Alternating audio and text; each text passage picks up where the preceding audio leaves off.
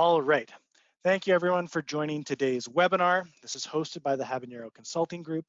We're going to take 30 minutes here and we're going to cover the in and outs, the what you need to know about backing up Microsoft 365. So at Habanero, we're focused on helping organizations become better places to work. Fostering great workplaces is fundamental to Habanero as an organization, and it's something that we've been recognized for well over a decade. We're proud to have been awarded the #1 workplace in Canada for the last 3 years running by Great Place to Work.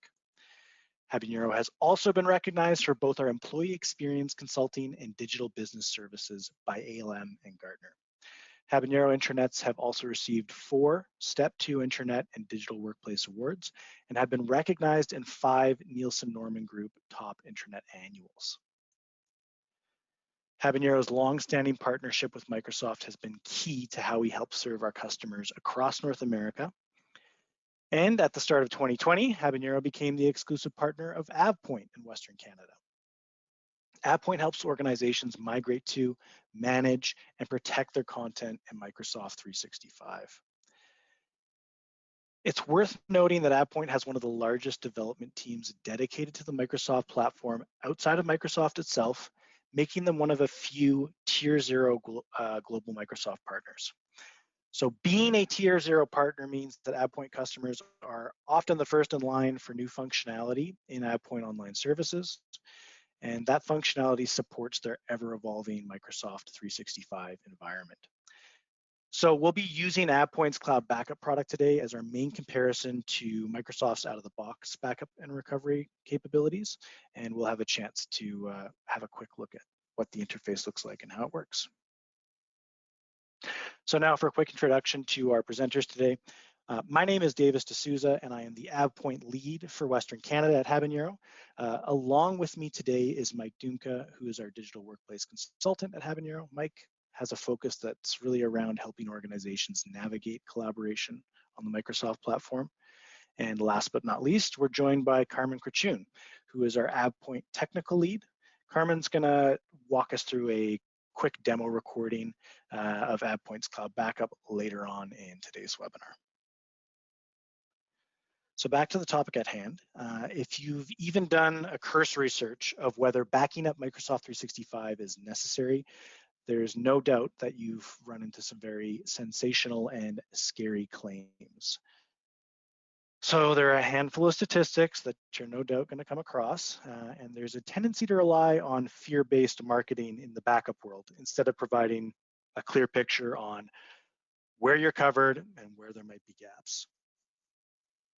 So we want to move past the whole fear, uncertainty, and a doubt approach to backing up and recovering in Microsoft 365 and get down to the facts on where you are and where you are not covered. So with that said, I'll hand things over to Mike, and you can have the presenter duties, Mike. Thanks, Davis. I think it's safe to say that if your data is gone, lost, or deleted, this is now a problem you need to fix. This is where I'm going to use Humpty Dumpty, a well-known nursery rhyme, to illustrate how restoring your data works in Microsoft 365. But if you don't know who Humpty Dumpty is, stay with me. So, Humpty Dumpty sat on a wall. Humpty Dumpty had a great fall. All the king's horses and all the king's men couldn't put Humpty together again. The same themes are kind of true with Microsoft 365. Many organizations think they are covered, and while this is technically true, the amount of work required to restore your data may be substantial. And then in some cases, like with Humpty here, you can have all the king's horses and all the king's men, but you won't be able to put your data back together again. This is where AvePoint comes in. With the AvePoint platform and Microsoft partnerships that Davis mentioned, we don't need all the king's horses or all the king's men. We just need AvePoint to put your data back together again. And let me explain. So, when restoring your data in Microsoft 365, by default, platforms like Exchange can restore your data within 14 days via the recycle bin. You can also extend it to 30 days if you want via some PowerShell scripts. Then with platforms like SharePoint Online, you have 93 days for retention via the recycle bin, but for OneDrive, you only have 30 days.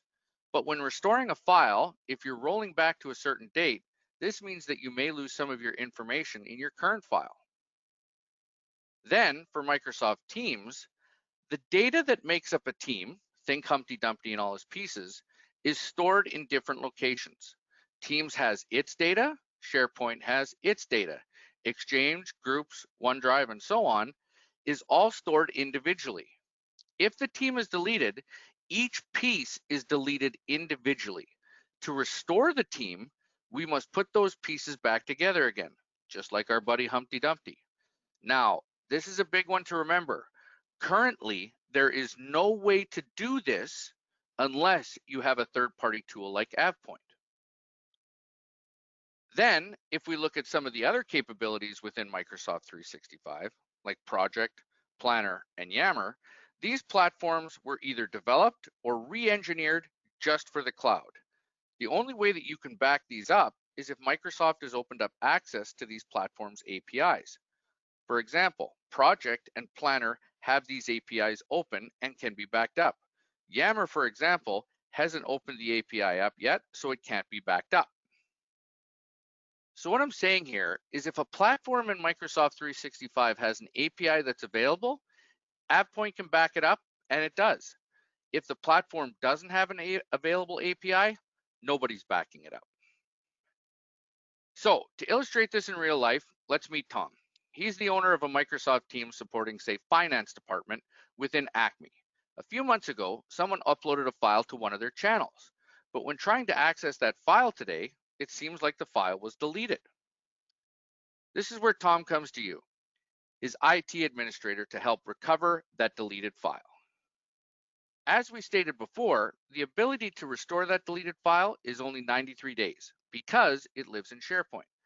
So if we can't find it in either of the recycle bins, it means that it was deleted more than 93 days ago. So then what do we do next? This is where AvePoint comes in. But I think rather than let me explain it, I'm going to turn it over to Carmen, who's going to show you a demo of how Tom recovers this file from SharePoint.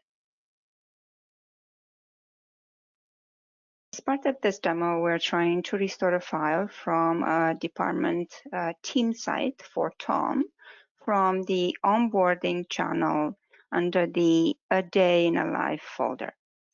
To do this activity, Tom was not able to recover from recycle bin, so he went to an administrator and asked him to use the backup third-party solution that the organization has.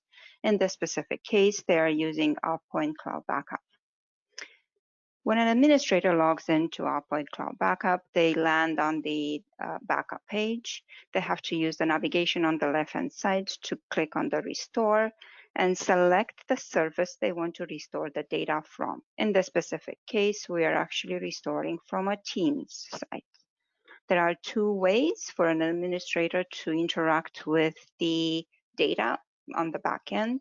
One is by using filters, a filter search, for example, and filter the results that are coming back, or a more traditional way, which is to use a calendar view. I'm just gonna, for the purpose of this demo, I'm just gonna use the calendar view.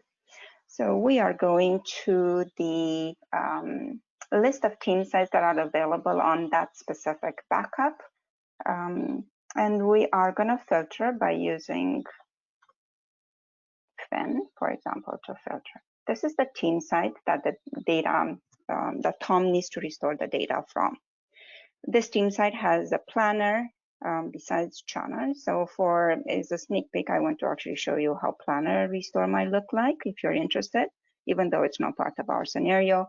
So there are 3 planners available in here. An administrator can actually select the entire planner and restore, or they can actually drill down into it and just restore at the task level if they want to.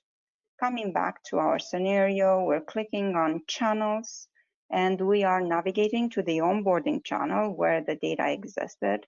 As you already know, all files within a channel are located in the files library, so we will need to dive into the files library.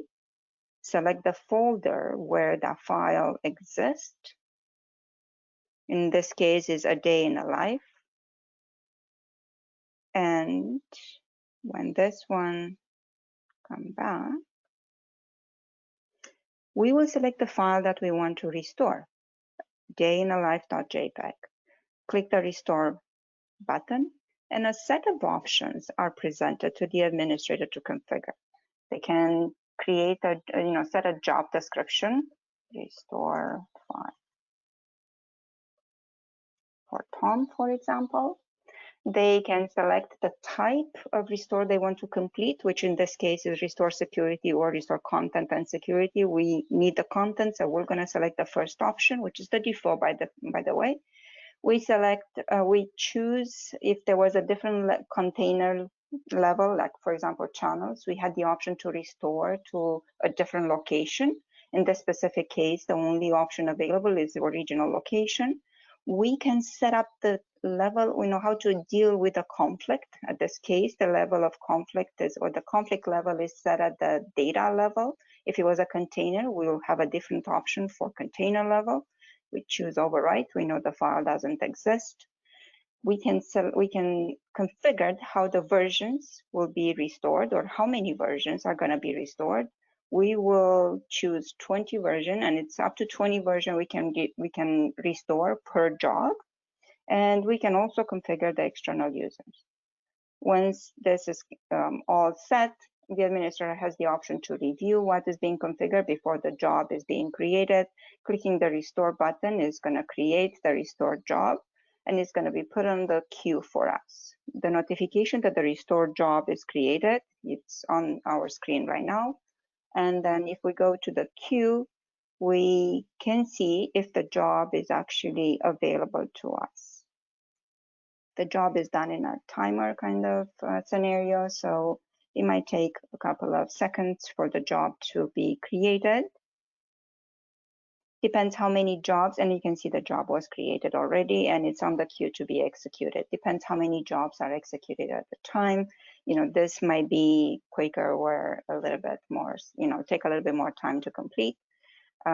Usually from my experience, will take about a couple of minutes before this job with the amount of content that we are trying to restore is going to be completed. So it took about 2 minutes for this job to complete, and we can see that it completed successfully. So if we jump back to the onboarding channel and we refresh this view, we should see the file that was restored in the library, and Tom is happy that he can actually start changing it. Awesome, thanks so much, Carmen. So a question that we often get when people are skeptical of third-party backup is, can I just set a longer attention period for my content? Can I just extend that with the out-of-the-box tools? So the answer is yes, you can, but the reality is that retention periods are not meant to be a backup and restore solution. They're really there as a form of data loss protection. So let's say if your organization was to decide on a 7-year retention policy for all the content in Microsoft 365.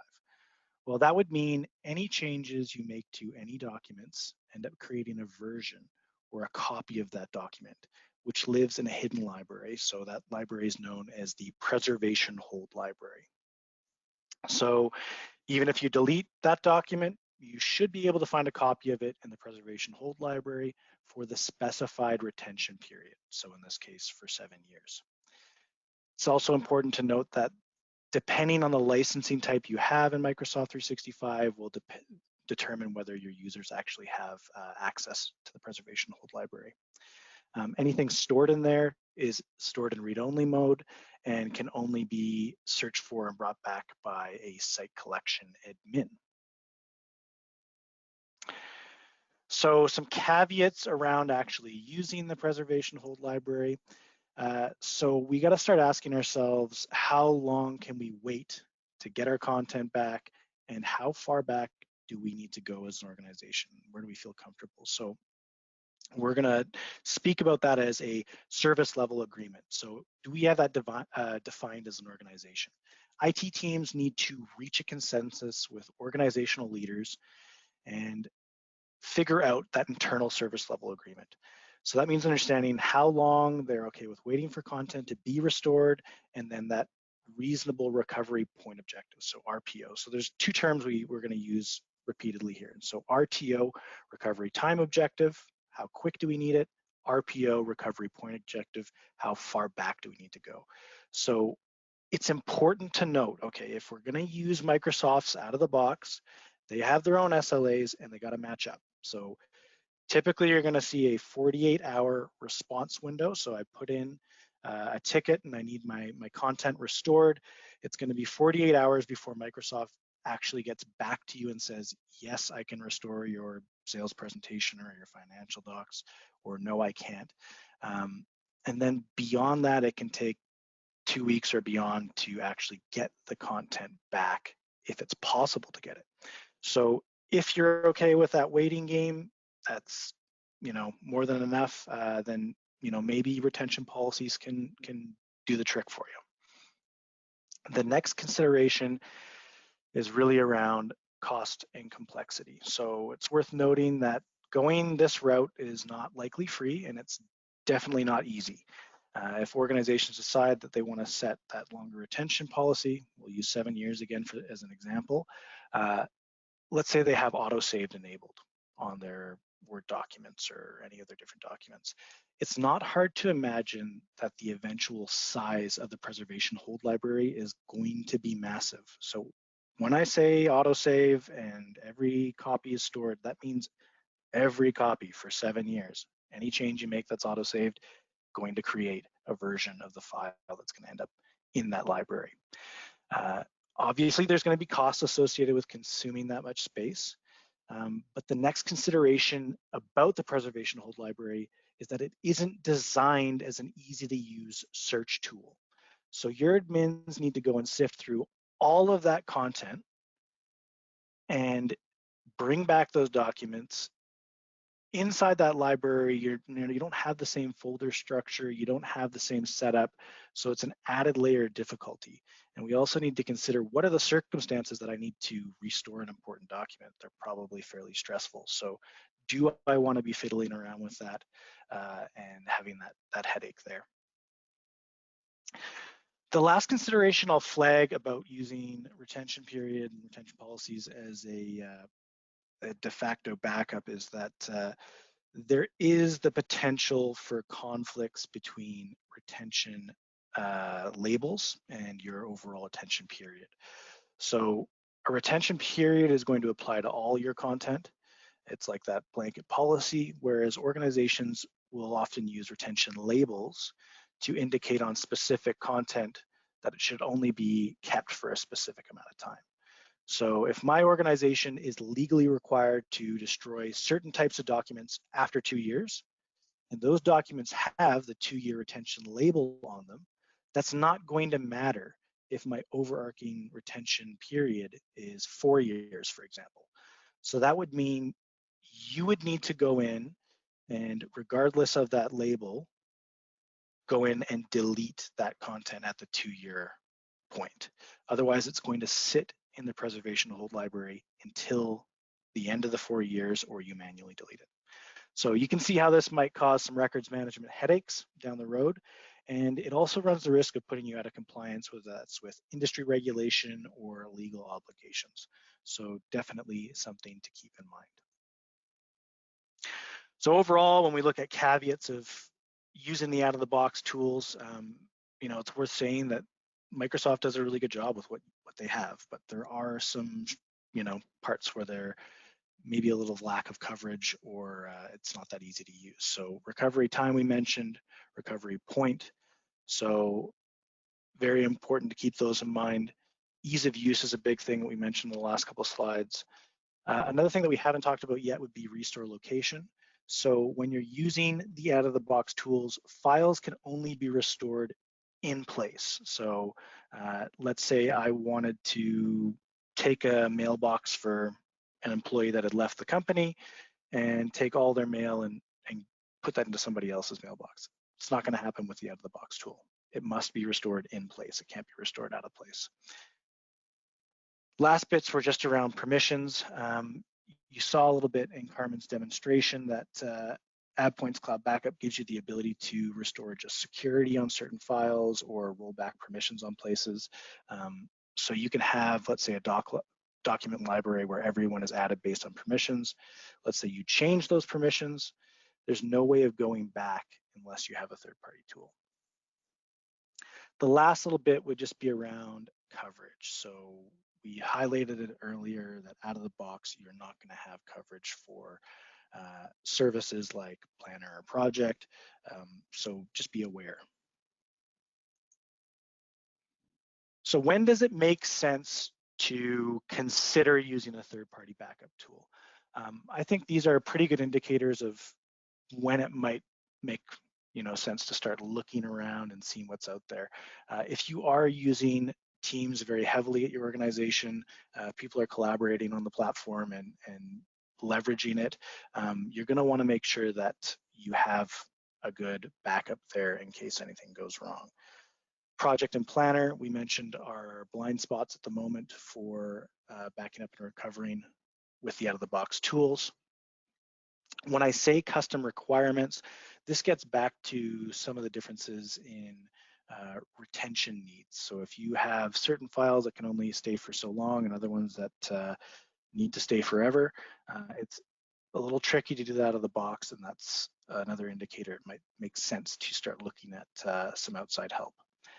The last bit here, and this is an important one, and I stressed it before, is what are our internal SLAs? Are we comfortable with the amount of time it's going to take to bring content back? And have we agreed upon that as an executive team and really thought about it? So let's say you've made that determination. The next question really comes to, what do I want to look for in a backup vendor?